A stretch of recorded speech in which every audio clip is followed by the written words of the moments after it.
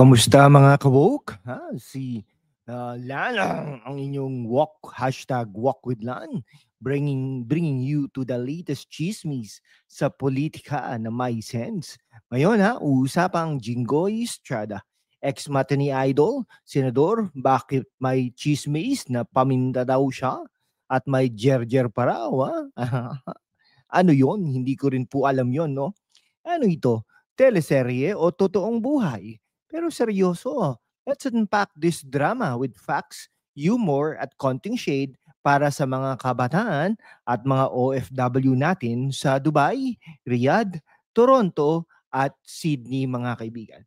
Kung bago ka rito, #WalkWithLan, ang go-to mo for Pinoy political tea mula Manila hanggang Middle East. Today, we are diving into the latest controversy rocking Philippine politics. Si Senador Jinggoy Estrada na accused ng dating aktor na si Droby Tarosa ng double life. No? Pero teka, may mas malalim pa tayong pag-uusapan mula sa flood control scandals hanggang sa political dynasty ng mga Estrada. Is this just chismis or is there truth behind the shade? Plus, paano naapektuhan ang kabataan at OFWs? Let's break it down mga bes.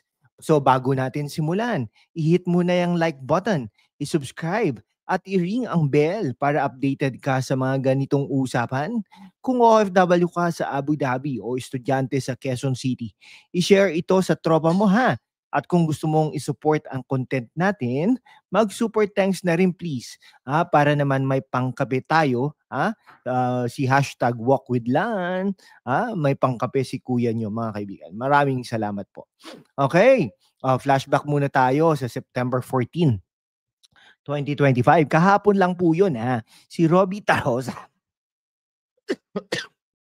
Hindi ko rin po kilala yan, si Roby Tarosa. Dating aktor na nag-post sa Facebook, Jinggoy, mag-resign ka na. Kundi ilalabas ko ang double life mo. Ano ba yun?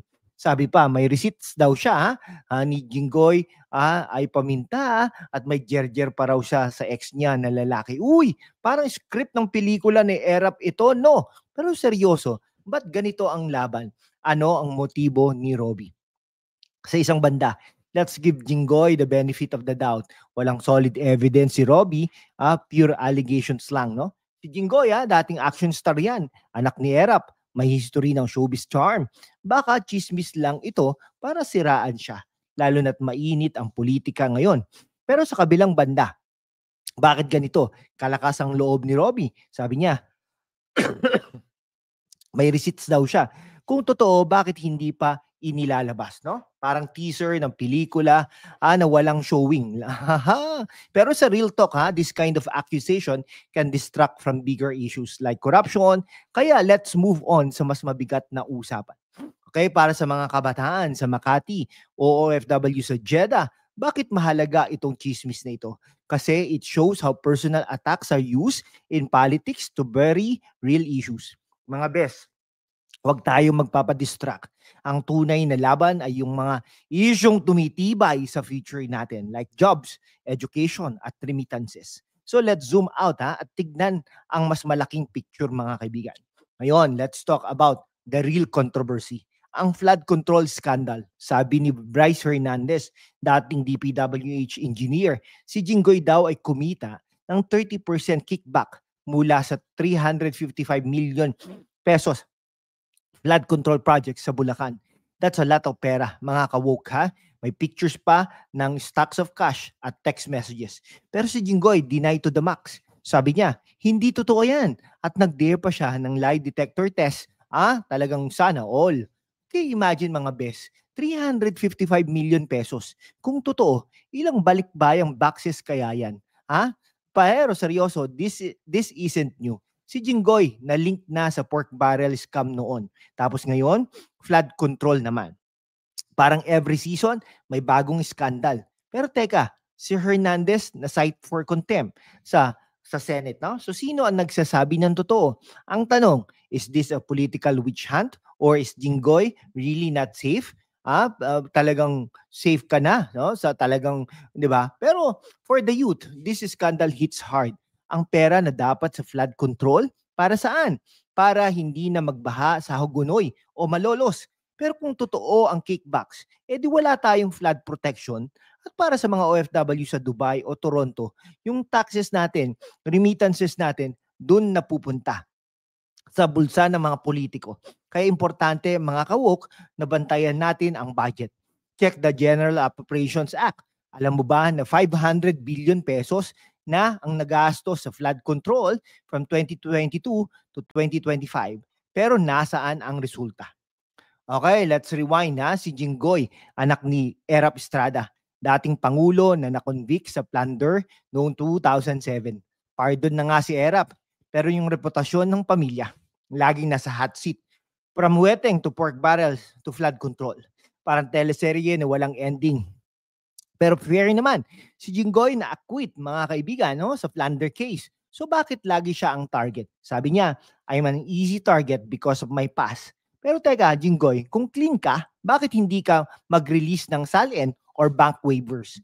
Diba? Sa isang side, mga kaibigan, baka nga si Jinggoy ay biktima ng political vendetta. Sabi niya, si Hernandez ay nagsisinungaling para i-divert ang issue. Pero sa kabilang side, ang daming ebidensya, pictures, text, testimony, at yung history ng pamilya Estrada. Hindi rin makakatulong. Pero let's be real, ang tunay na issue dito ay systemic corruption. Hindi lang si Jinggoy. Ang buong sistema ng politika natin may problema. Kaya mga kabataan sa Cebu, OFW sa Qatar, kailangan nating maging vocal. Okay, para sa Gen Z, sa Davao o millennials sa Taguig. This is why we need to vote wisely. Ang dynasty sa tulad ng Estrada, kontrolado ang politika. Pero kung tayo ang magdidemand ng transparency, baka magbago yan at sa OFW sa Singapore o Hong Kong, yung hard-earned remittances natin dapat sa schools, hospitals, hindi lang sa bulsa ng politiko. Kaya magsalita tayo sa X at TikTok, kahit sa family group chat mga kaibigan. Mga kawok, paano ba natin labanan ang ganitong sistema?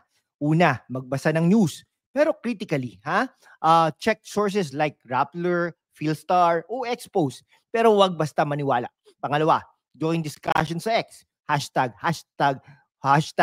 walk with Lan. Sabihin mo yung opinion mo, Pangatlo, support candidates na transparent. At pang-apat, i-share itong video na ito sa mga OFW groups sa Dubai, Toronto o Sydney para sa mas maraming makakaalam.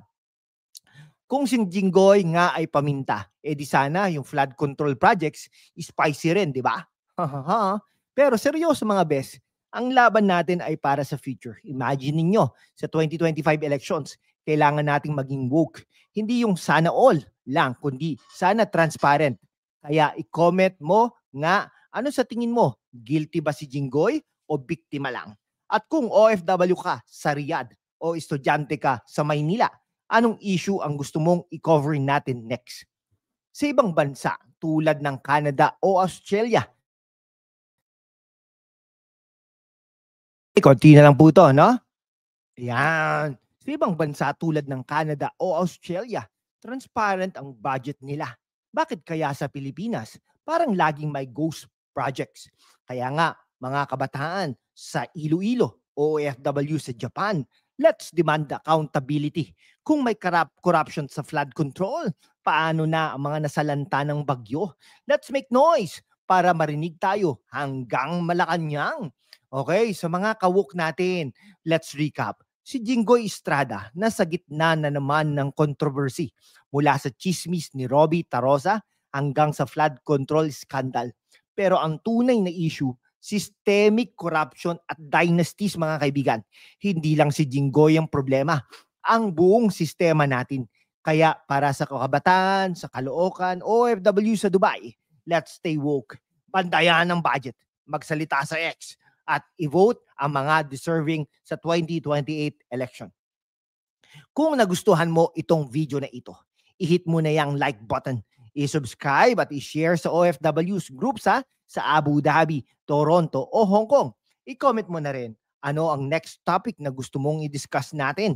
At syempre, kung gusto mong i-support ang hashtag #WalkWithLan, mag-super thanks na rin please para naman may pang-adobo kami, mga best. Follow us sa TikTok at X para sa mga maraming updates mga kaibigan. Salamat sa panonood mga ka-woke. Kahit nasan ka, Manila, Dubai, o Sydney, let's keep fighting for a better Philippines. Lumabas po kayo ha. Stay woke, stay loud, at magkita-kita ulit tayo sa mga susunod na episode. #WalkWithLan para sa kabataan at OFWs. At mabuhay ang Pilipinas.